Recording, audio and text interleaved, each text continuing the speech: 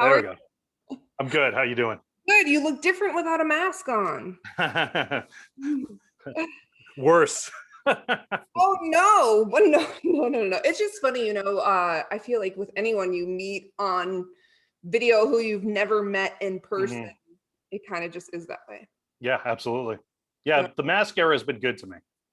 If I could wear one up here, it'd be great. I might have had a few thoughts wearing masks where I'm like, oh, I have great eyes. It's the rest of my face that's the problem. So, first, thanks for Yeah. having me. I appreciate it because I'll be sharing this with the group. And for those who don't know, I don't know Chris. We've never talked. I saw him for the first time when he was in the group, and that's how I roll. I just like to network and say hey. And So you are in Florida? I'm in Florida. You're in Florida too? No, I'm in New York. Oh, are you? Okay. Yeah. For some reason I was thinking you were in Florida. I spent last summer in Orlando. I was doing a lot of stories in Florida last year. Okay. Doesn't matter. This is really a Yeah. national group. And first of all, before I say I this, just I just wanted to know what the weather is. I'm just jealous. I literally have a paper towel right here because I even in my house, like I'm hmm just Too humid. I literally have the fan on, my temperature's set to like 71 and it's just hmm hot for me. I'm from Minnesota. Oh, okay. I've been here 7 years. I can't get used to it. What part are you in? I am right next to Orlando. I live in Davenport. I don't know if you're familiar. Oh, okay. Okay. Yeah, I was all over the place. My wife's best friend lives in Maitland, and so we were there for like 5 months or something like that. We went down for like a long weekend and ended up being there like 6 months. Yeah, I like it. It's just not the same community for me as the Midwest was, but hmm I'm sure New York is, maybe a little like Florida where it's just each city or area is its own thing, right? Yeah, yeah. We had spent the first 13 weeks of the pandemic. We have a little one bedroom. We don't get a ton of light. We're on the back of the building, and she was supposed to every Memorial Day. She goes on a beach weekend with her friends, and obviously they couldn't go this year. But her best friend was basically living with her boyfriend, and she's like, "Look, my house is empty. Just come Oh, for as nice. long as you want." And so she took off around Memorial Day, and about a week later, she's like, "You want to come down here?" And I'm like, "Yeah, I think I'll come down a little bit." And we just ended up being there for months because it just the ability to um, isolate, but still have a yard, a pool, a grill, like some space, as opposed to just sitting on the same couch every day was like a godsend, you know?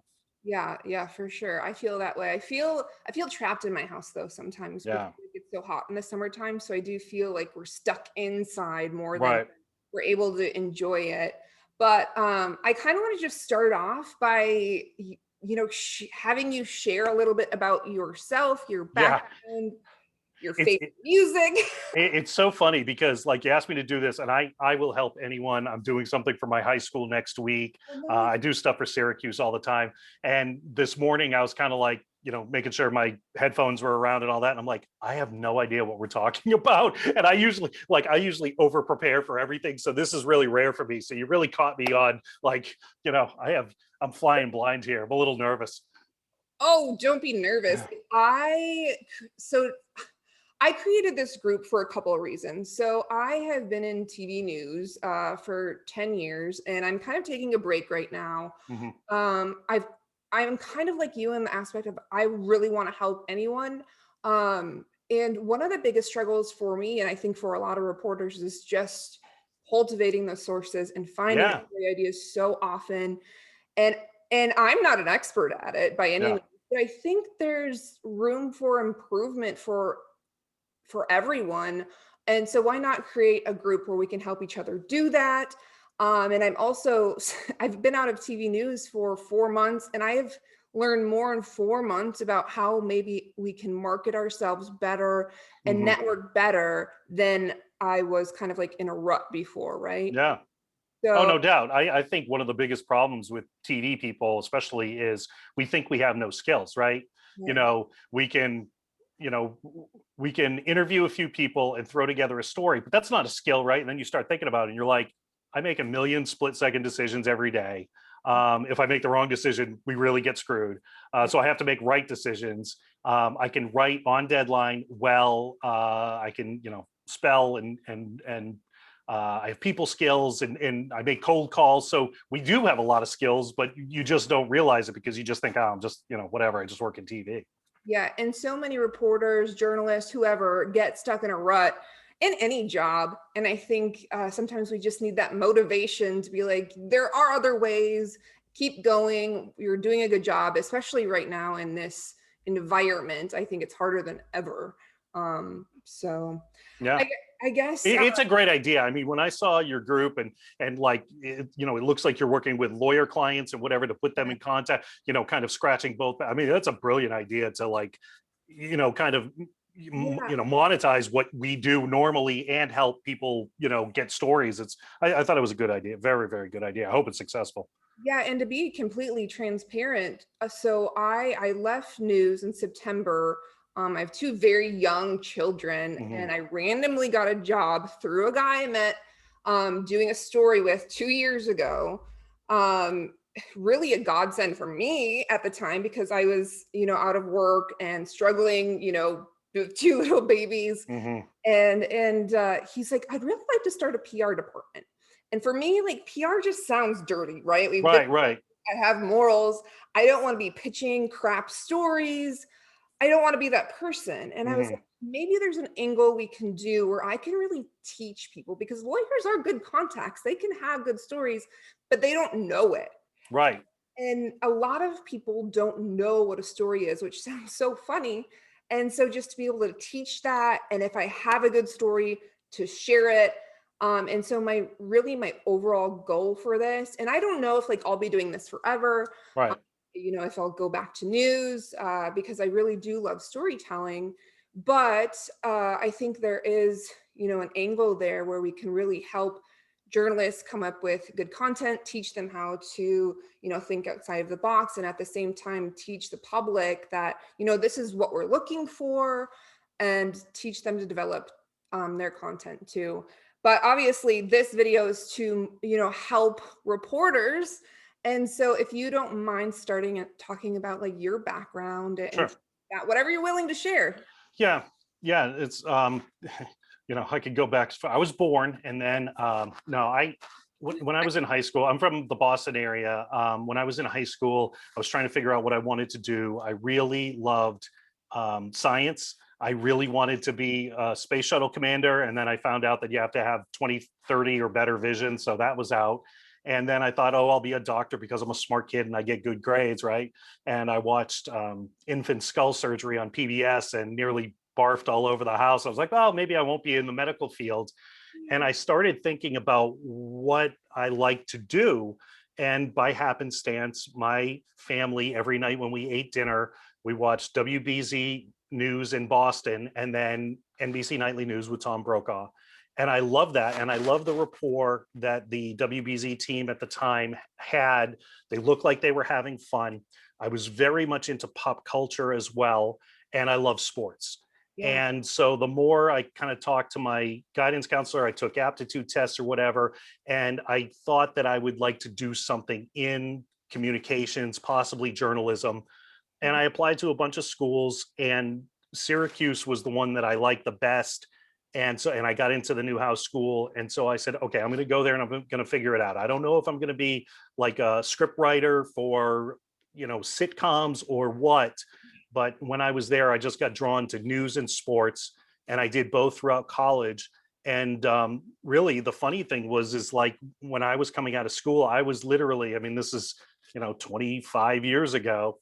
And I was making news and sports tapes and sending them out. So my first job was in next to my hometown, Lawrence, Massachusetts, Mhm. at a little radio station.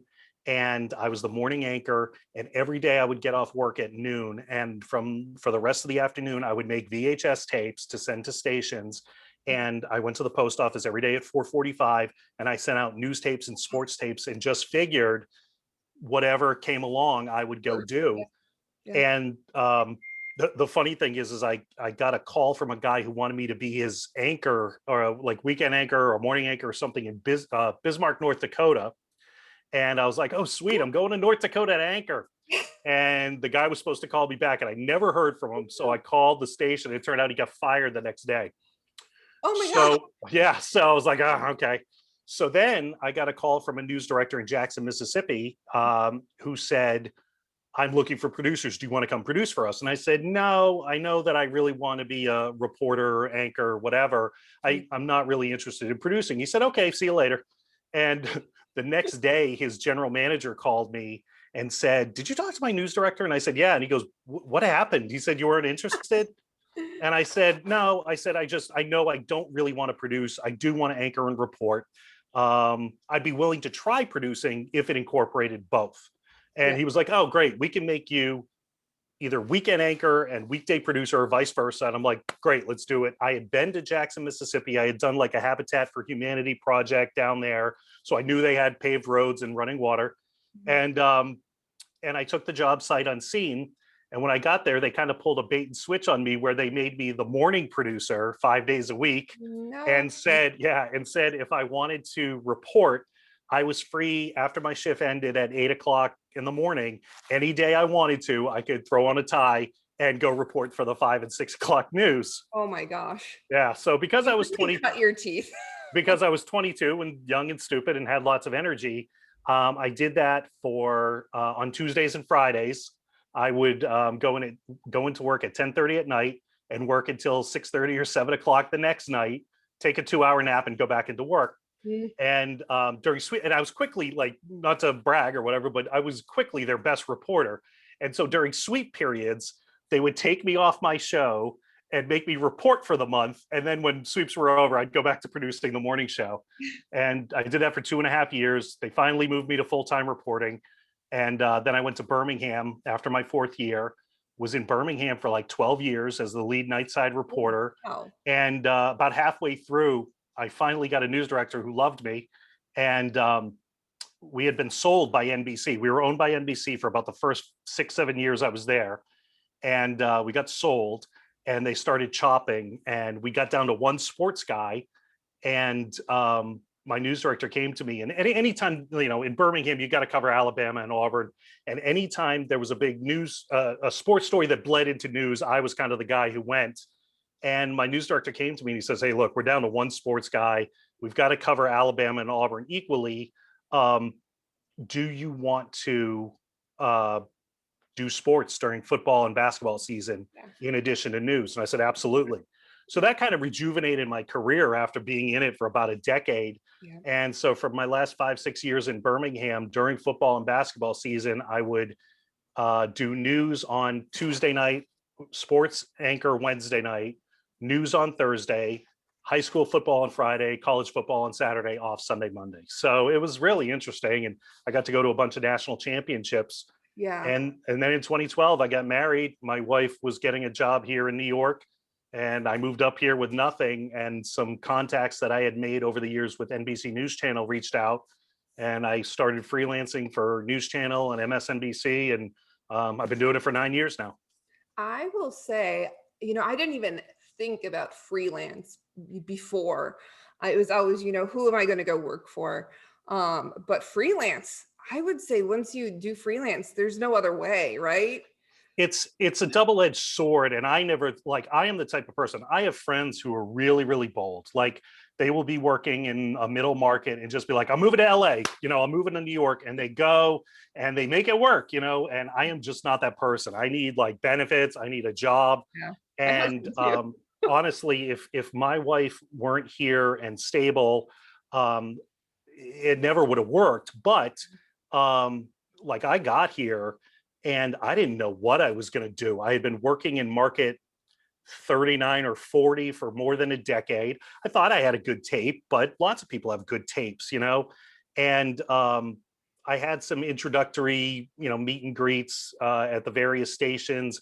I tried to leverage my Syracuse contacts because that's one of the greatest parts about going to Syracuse. But when you're in New York City and you call a Syracuse grad and say, hey, I went to Syracuse, they go, yeah, we all did, and so I couldn't even get a second interview at the Apple store at one point. Oh, wow. And if not for the fact that my station in Birmingham was owned for NBC all those years, what essentially ended up happening is right after I got to Birmingham, we had a fatal tornado in Tuscaloosa, Mm. and my desk person said, "Hey, I'm sending you to Tuscaloosa.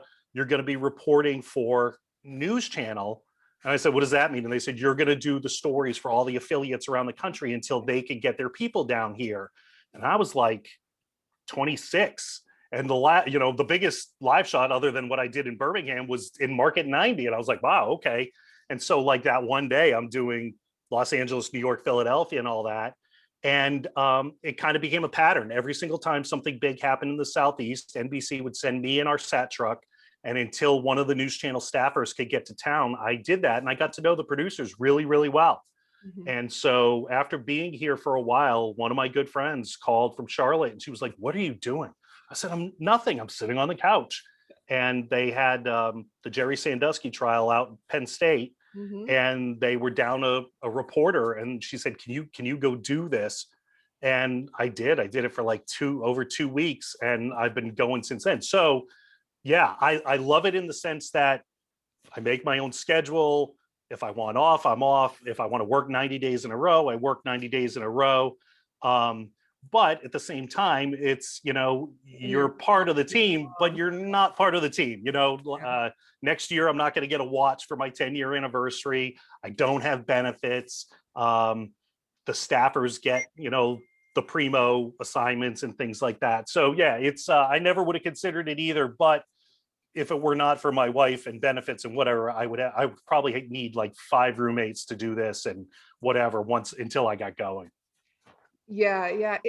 Man, isn't it funny how life works? But I'm the same way. My husband is very like he needs to have that reliable and gosh, yeah, that's what you want because it's safe. But then there's this whole other side for me, and I'm like I wing a lot of stuff. Hmm. And for me, I'm just like, let's just figure it out. Yeah.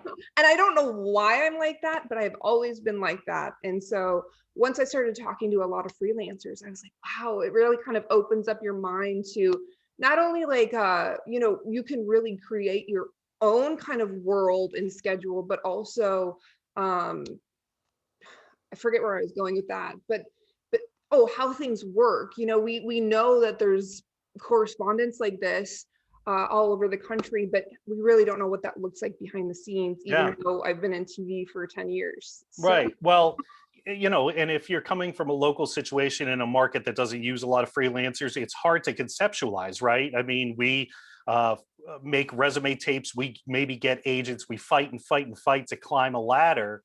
And now, looking from this perspective, I tell my friend, I mean, you probably know 15 people who easily could work in any market in the country or any network in the country, right? mhm, And when you're in a certain market, you look and you go, oh, they must be so incredibly special, or there must be something about them, or they must have a great agent. And a lot of them do. I mean, I'm not saying they're not the most talented. I mean, they're the most talented people on the planet. right. But there are a lot of people out there who, quite frankly, I think could do what I do or could work at WNBC or whatever. And the ones who really made it work are the ones sometimes who just throw chance to the wind, move to the city they want to work in, find their way in and kind of make it work or don't, but like you said, yeah, sometimes you got to force the action. And I never considered that. I never really thought about it. I was kind of dragged to force the action. I'd probably still be working in Birmingham today if she didn't want to come here and live here and all this stuff. So it is an interesting lesson for anybody who watches this that, yeah, you can fail. I mean, there's no doubt it's not a sure thing, but if you take risks and they're calculated risks, you certainly can succeed. And a lot of times faking it till you make it or winging it and learning as you go are absolutely the ways that some of the most successful people that have done it. Yeah, and work hard. I think that's at the end of the day, just working hard and Right. being motivated, I think are really important. Mindset is super important. I know TV and news in general can get you down. I've noticed a big difference, taking a break, but just focusing on your own mental health and your own life and making sure you're still positive, I think will make you successful in anything that you Right. do.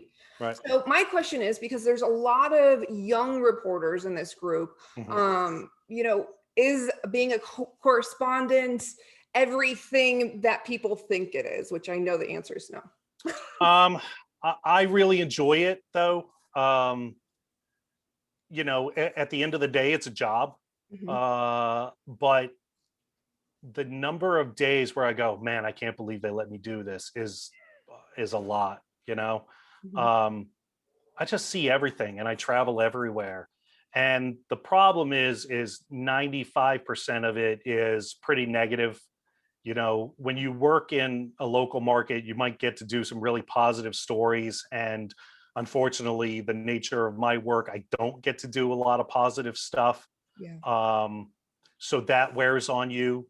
But I will have to say that I really dig it. I mean, I've always had this theory, and I might be right or I might be wrong, but the one thing I always hated was, like, I had an interview here when I first moved here at a local station, Mm. and even though the news director was very nice, I got the sense that she had that almost like cartoonish movie New York City news director attitude of, we do news here and the rest of the country is just playing TV.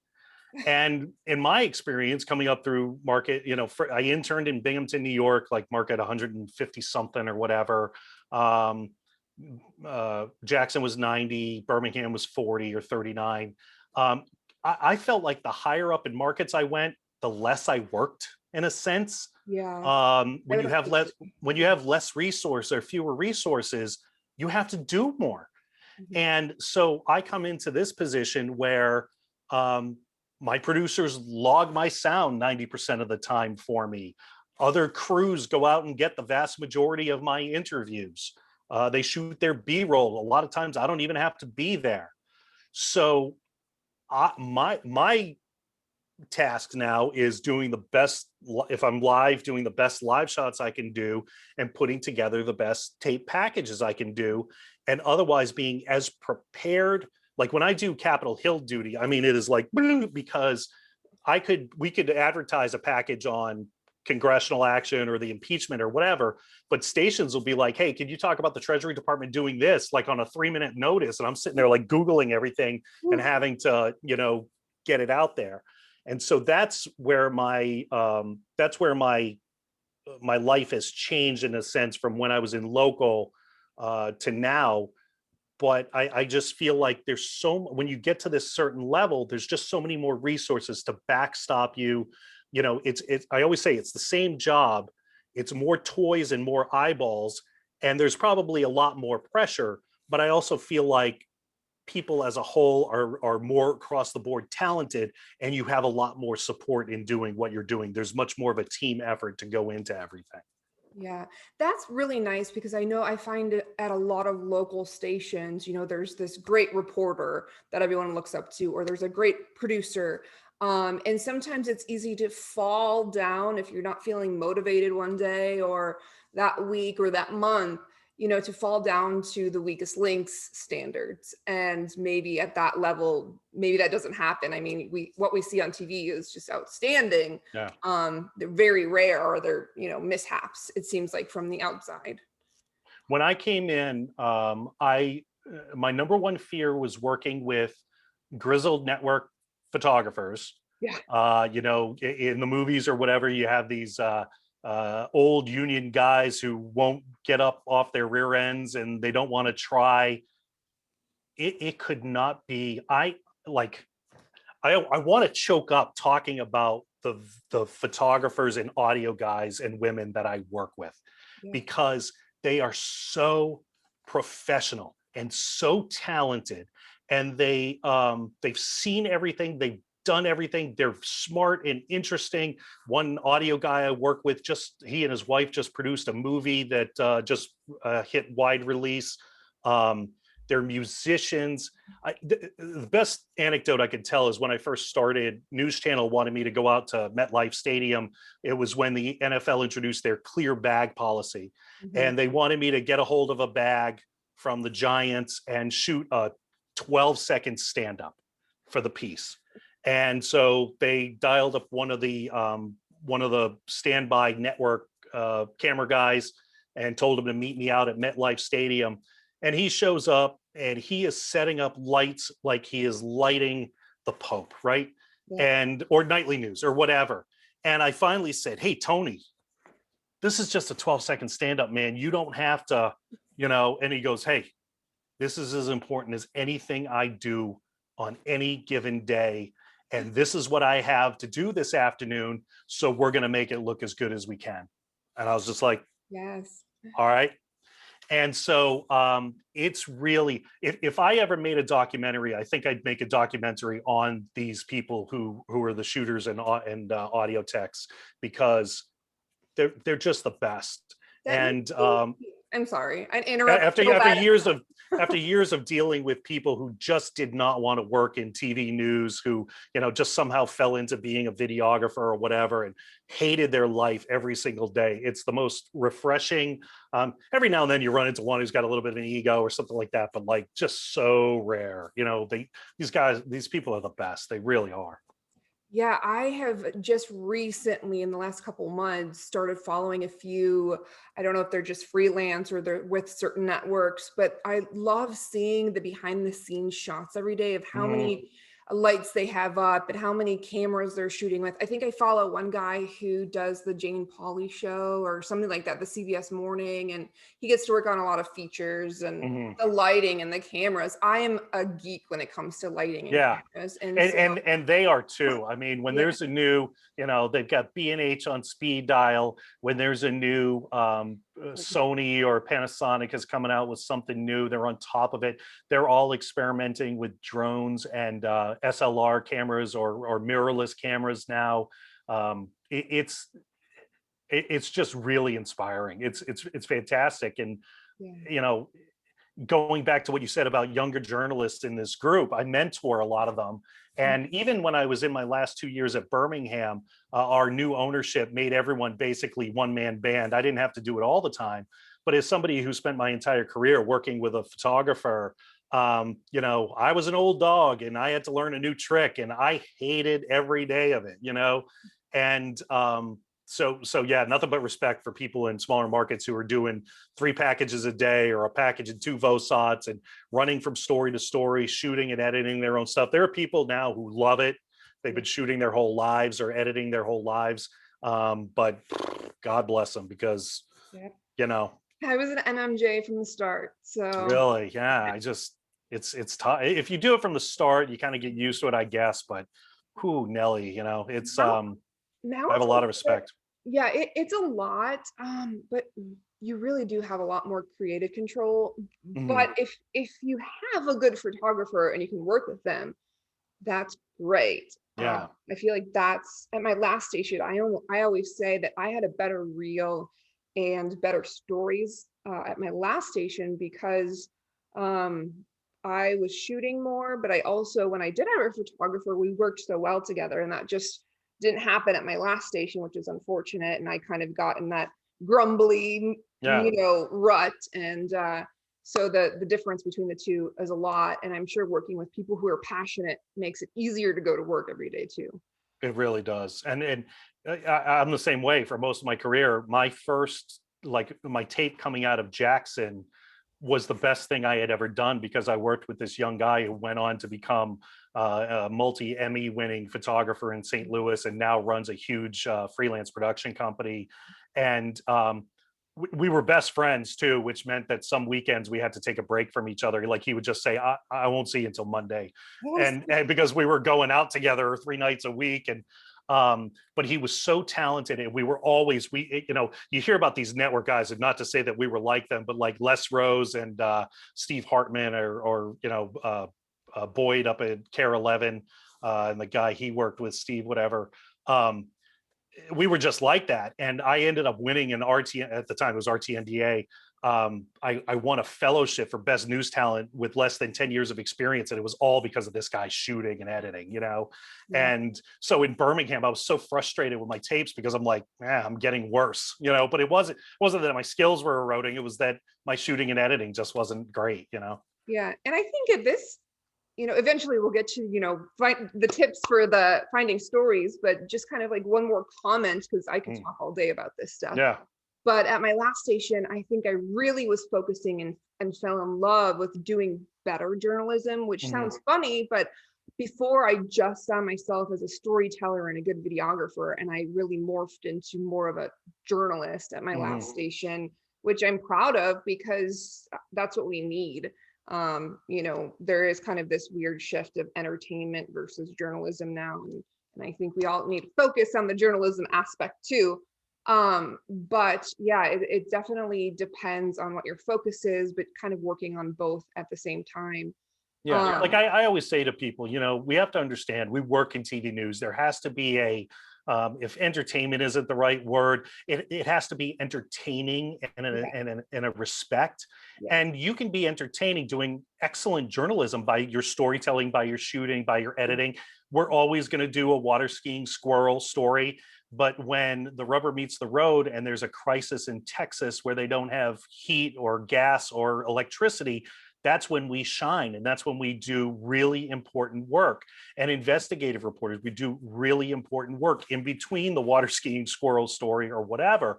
Yeah. And to your point about doing important journalism, the downside is, as these groups have become bigger and bigger and bigger, and they've cut resources and they've made MMJs or reporters do more and more all day, you don't get to dig into one story. And that's what I lament. And so for any younger journalist that's watching this, I want to remind you that we're not stenographers. We are there to call balls and strikes. We're the umpire or the referee to tell our viewers what is true. Mhm. And so the thing that's so hard is, I see when I watch when I critique packages, I often see a lot of reporters go, throw together a minute 5 package of, this person says this person says that, we'll never know who's right, and they move on. And I understand why they do that, because they've got 2 more stories to go shoot. And they got to drive. Like, that was the biggest problem when I became an MMJ at the end of my career at in Birmingham, was I couldn't believe how much time I wasted driving because I couldn't research or make calls. And that's going to be the struggle that any journalist has coming up through the ranks now. Is I always said I would never be the best looking reporter at the scene. I might not be the smartest, but I was always going to be the most prepared. And I think our younger journalists these days don't have much time to prepare. Mhm. And that's going to be the difference between being a stenographer, just somebody who goes out and says, hey, this is interesting, this guy said this guy said that, let's call the whole thing off, and somebody who really digs in and delivers a report that is vetted and true and has facts in it, and starts moving up the ranks because they're able to dig like that. And as you choreograph your career, there are stations and markets that put more of an emphasis on storytelling, on doing important journalism, on doing fewer murders and car crashes. And you might need to seek them out. It's easy to say, don't just take the first job that comes along. And maybe for your first job, you probably have to take the first job that comes along. But as you grow, you'll learn these markets like Denver and Minneapolis and places that do real solid, or shops that do real solid journalism. And you might need to try and target those, as opposed to going to the place that's just going to send you to 3 murders a day. Right. I grew up in Minnesota, and so I Mm. grew up watching, really great The storytelling, best. Yeah. and frequently had workshops where Boyd was there and got to have lunch with him. And so, Boyd. Yeah. I mean, yeah, everyone. And I was like, I know him. But I think growing up with that standard, and then for me coming to Florida, it was like a rude awakening, which I needed too, because yeah. news is different all over the country. Um, and it really develops you. But you're totally right when you say you find what your craft is, or what you want to be or portray, and you can seek out those different markets for sure. I kind of want to dive in now to your process in finding stories, because that's probably a lot different. It looks a lot different Yeah. than finding stories in local TV, but you can talk about both. And maybe I don't know. Have you come up with unique ways to do it, especially covering such a vast area? Or do you even have to look up stories now? No, usually not. That's the funny thing, is that My number one problem my entire career, I will tell you, if you have to do a self-assessment, which some news groups actually made us do every year, is I would tell you flat out, story generation is the number one issue that I had. I Mhm. can write, I can do a hell of a live shot. By the end, I could really shoot and edit. But coming to the table with stories every day, especially where, I mean, I spent 15, after I finished producing, I spent like 13 years as a nightside reporter. Mhm. So you're wandering in the building at 1:30, 2 o'clock in the afternoon. Sometimes you got to be on the air at 5 or 6, sometimes not. But you kind of got to get your story straight before like in Birmingham, everything shut down at 5 o'clock and people were not available. Um, so that was the hardest thing that I ever had. And I think if I were back in local, it'd be an extreme challenge for me even today. Nowadays, my stories are 98% breaking in nature, Yeah. GameStop, school shooting, snow, whatever. So a lot of that has been taken off my plate, which might play to my strengths. Um, but we are doing a lot of COVID features or like COVID related straight packages that I've been bringing to people. So my number one suggestion, I would say, from the time I was first starting out, is just develop contacts, be a people person. I think I made the mistake of, I was really a news nerd. And so that meant that I worked at my station. I recorded on VHS all the other broadcasts in the market. I watched them every night to see if I Great got system. beat or if somebody else got, or if I beat somebody else. Mhm. And, but I just had I hung out with TV people. Even though I went to church, I wasn't active in the church, especially because most of the time I was, sleeping from 1 p.m. to 10 p.m. every day. Um, I wasn't married. Yeah. So I felt like the people who generated the best stories in my markets were people who were lived the closest to a real life as possible, active in their church, volunteered at their kids' school, um, worked out at a particular gym, just had a real active life in the community where they knew normal people. Okay. Yeah. And once you have that ability, then story generation is pretty easy. I will say nowadays, in some aspects, story generation is easy because of the internet. So I know a lot of my local friends troll Nextdoor and Facebook groups and things like that for local issues.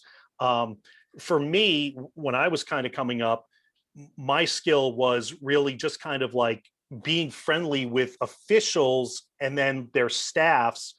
And so I tended to, if I were out in some far-flung Mississippi county, um, and I kind of struck up a rapport with the sheriff or his, secretary or something like that.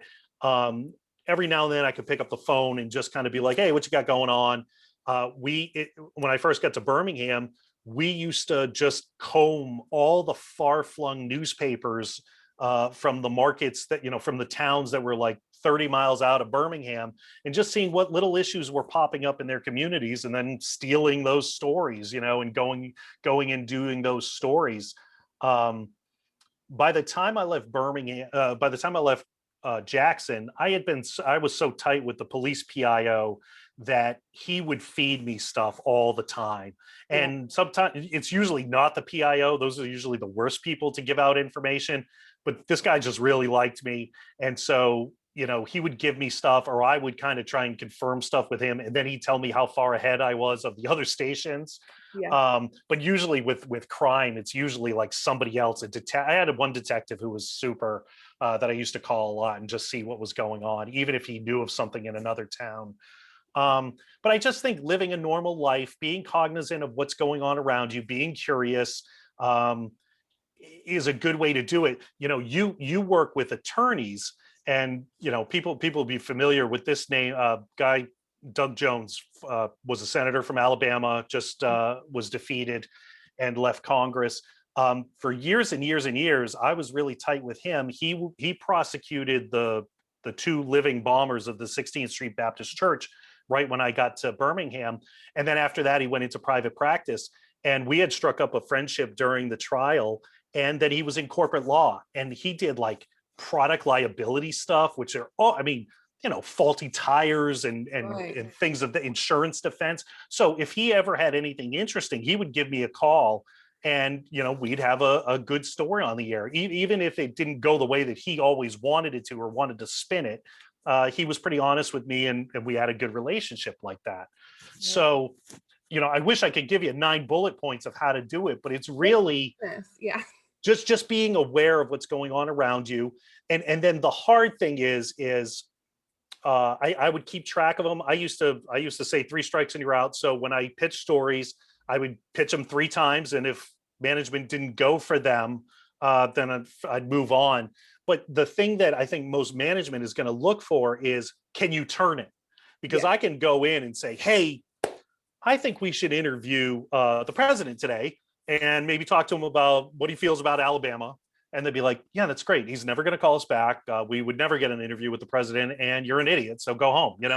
Um, Yeah. so the people like the people I mentor and whatever, the ones who do the best are the ones who can come in and say, hey, I know this guy's going to talk to me. Like, I kind of have a standing agreement that I can talk to this person, or I busted off a quick interview with him the other day that's just kind of sitting out there or whatever.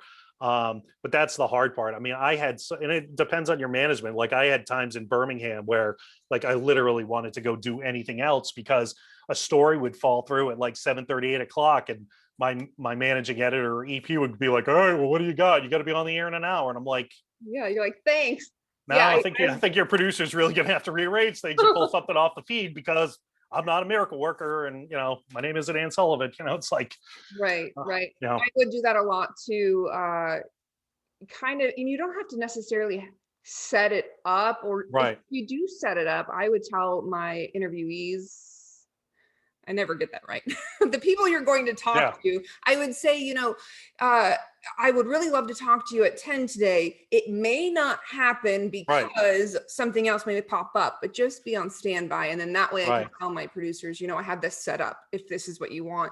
And that would help so much to get it approved, because I know that there is a lot of frustration. You work on a story and then people want to do something else, which is just kind of the nature of news. But Yeah. um, it No, gives it you a could little you bit could more. pitch the greatest story in the world 92 times in a row, and they'll say no, and Yeah. then somebody else will bring it up 2 weeks later, and it's got to lead every show. It's just this push and pull of management and worker ants, where you just laugh to yourself, because that's their thing too. Is you get Here some for it. real hardo managers who are like, you can pitch stories all day long. I need leads, and I'm like, well, any story that goes first is a lead, so something's got to go first. And you Yeah. just sit there with you butt heads all day long, and something they hated you bring up 3 months later, and it's just like, oh my god, that's the greatest story ever. But Yeah. we do have I mean, I know I have I mentor people who just want to do features or just want to do entertainment. I'm like, like that, you can't nowadays, especially in smaller markets, like, you can't do that. Like, you Yeah. have to come up with real news. But Yeah, absolutely. And if you want to do those other stories, do those stories, because nowadays digital is so important and right, there's so much room on digital. Do right, that story. They'll probably take and put it on digital. So yep, without a doubt. yeah, and I want to add one more thing. Keeping track of people was always hard for me. I would always be responding to people, who is this? Because I would forget to save their number. The 4 months that I haven't been in news, I've realized all these organizational things, which I'm still trying to get in the habit of, but there are so many softwares, Hmm. free things on the internet, like CRMs, to keep track of people. A lot of companies use them to keep track of clients, but you could Right. easily use that to keep track of your contacts, and It, just almost have like a link on your tab, on the internet, to go to and see, who haven't I checked with in a while, instead it of just leaving those numbers on your phone. if I have any advantage, uh, it was that I am a tech nerd. And Yeah. the first time I ever saw a Palm Trio phone, one of the first smartphones years before the iPhone ever came out, Okay, what is that? I was so enamored, right? And when I got my first Palm Trio, the first thing I did is, every time I met somebody, I entered them as a contact, and then in the notes field, I just wrote their town, where they work, what they might be helpful for. We used to have to cover the peach crops in Alabama. I mean, huge peach growing state. One time I just happened to run into some farmers and talk to them. They were wonderful. And so when I finished talking to them, I put them in my phone and I was like, peaches, Chilton County, farmer, crop, all this stuff.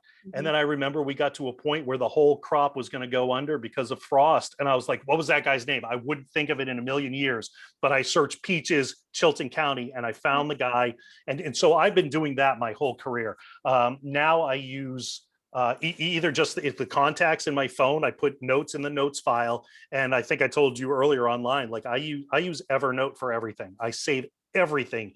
I Yeah. scan documents, I scan business cards, and I just write little notes to myself, and they're all taggable and searchable. And so, if I get down the road, or if I end up back in a like more of a beat reporter situation or in local news or whatever, I will go back to that, because if you go to a town or you go to a story and you don't walk away with two or three people that you put in your phone, with some searchable words and phrases, like, you're going to suffer your whole career. It's going to make it so much easier, when you keep track of those things. And now with like with Evernote, you might have to pay for premium. I'm not sure, but Apple Notes might do the same thing now. Is like, if you scan a business card, it makes it all searchable.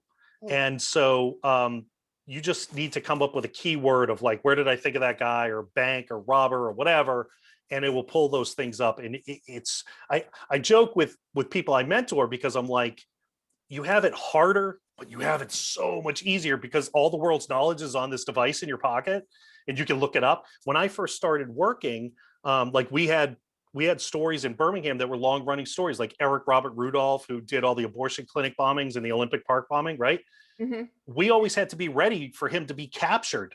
And so I had a manila file folder with stories printed out from our archives and off the internet that I carried with me in my bag every day. And I had like 7 or 8 files of big Birmingham stories that I carried with me every day, so that when they said, oh my God, they found Eric Robert Rudolph, I could be on the air in 30 seconds and know what I was talking about. That's so Now I smart. don't have to do that. I just Google it, Yeah, keep So it in your notes. yeah. I think it's also a double-edged sword with the internet, because I feel like even I got in the habit of saying, okay, I'm gonna check social media and this, but wait a second, like I was forgetting to do the actual relationship building. Right. And I think that's always going to be the best way to do things, is to be completely, yourself, and make friends and contacts in your own community, is priceless. And it's hard to do. I understand that when you're doing a million things during the week, Yeah. and have to have a bunch of stories on, but it's going to make your life easier too.